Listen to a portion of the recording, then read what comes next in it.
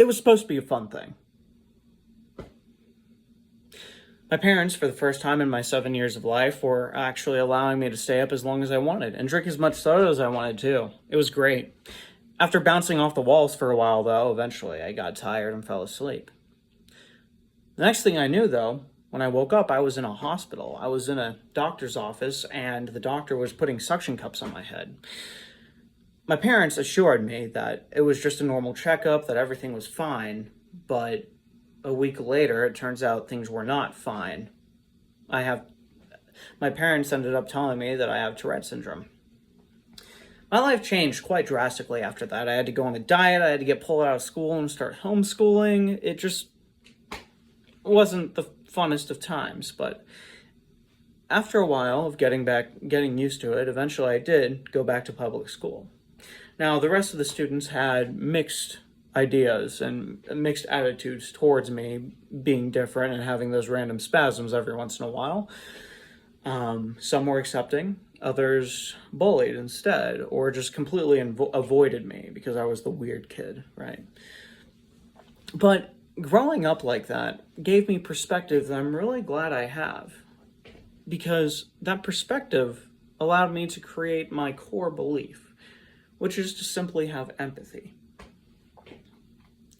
So, empathy seems very simple, right? A very simple and bland core belief to have, because of course it's important, but it seems like a small subject. The truth about empathy is that it's a large subject with different subjects under the large subject. A tree, if you will, with many branches. The branches of love, kindness, patience, understanding, the want to understand, to seek knowledge on different people and why they're different. There's so much. And so when you take all of those into account, that's what I like to call true empathy, because there's a big difference. See, what is true empathy?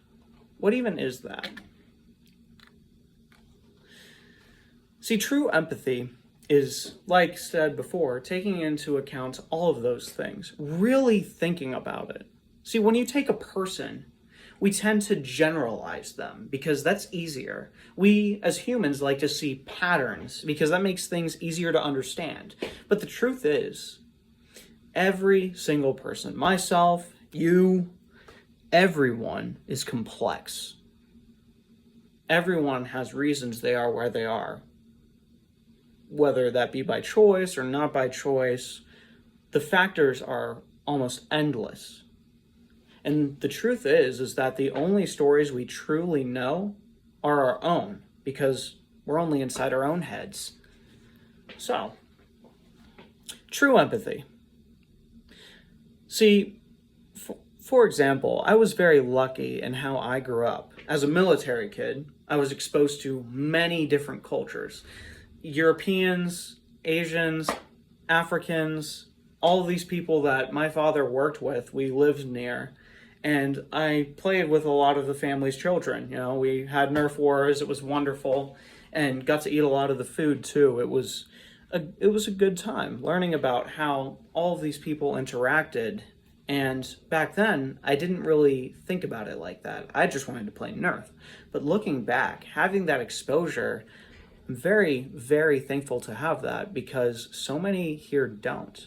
So many are ignorant, and ignorance creates hatred. Ignorance creates dehumanization. And I think there are some really good examples of that. See, for disabled people, people tend to dehumanize us. Not me so much as one of my best friends, Sam, who's a blind person. See, when you have a disability where you might need a little more help, people tend to roll their eyes at that without even meaning to. They see it as an annoyance. And that is something that I learned about in my psychology class called cognitive bias. See, we did this experiment where there were two pictures. Who would you trust more? And just over and over and over again. I'm sure some of you are familiar with this. And that really opened my eyes to just how biased you can be, because the truth is everyone is. It's unescapable. It's just a human thing. And so empathy really combats that. It combats that bias, kills that dehumanization by taking the time to learn. Because the truth is, a blind person like Sam, they don't care that they can't see. That's how they've always experienced the world. So it doesn't make any difference to them, and they can get around just fine. Me with Tourette's, no one needs to baby me, because I've always lived with having to spasm sometimes, or just being a little bit slow up here. It doesn't matter to me. See, there can be too much empathy. It's more like not too much, but empathy with the wrong roots. See, what's the reason you're going and trying to help someone? Are you babying them or not? And this is specifically for disabled people. Both Sam and I have had people try to baby us, and it's quite offensive, to be honest, but, you know, so what are those boundaries? How do you really set the boundaries of empathy? See, it's really all about that tree. What are your motives? Is love, compassion, understanding, kindness, patience.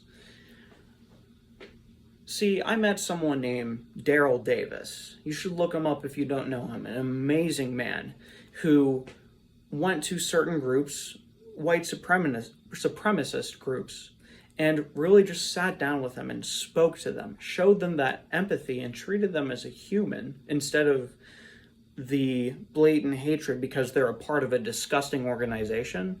And he ended up converting a lot of those people and helping them leave those disgusting organizations. It's empathy. Empathy is a bridge, and it's very important to have a bridge between me and you, between you and every other person, to connect, because that shows the human in you. It shows that you're just a person just like them. And it really helps to have that understanding, to help us love another. So,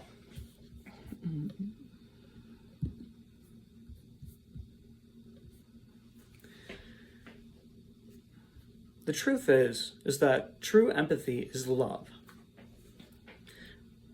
Take the time to get to know the person next to you, because they might need it.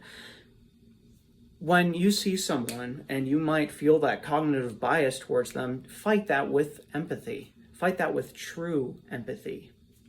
See, those kids that used to beat me up all the time when I was in school, when I just sat down with them and really talked to them and explained what was going on, why I was the way they was, I ended up making friends with them. And I feel like if we did that with everyone that we met, it won't fix everything, for sure. We as humans are very, very flawed people, but it will certainly make the world a better place, because the truth is, empathy heals.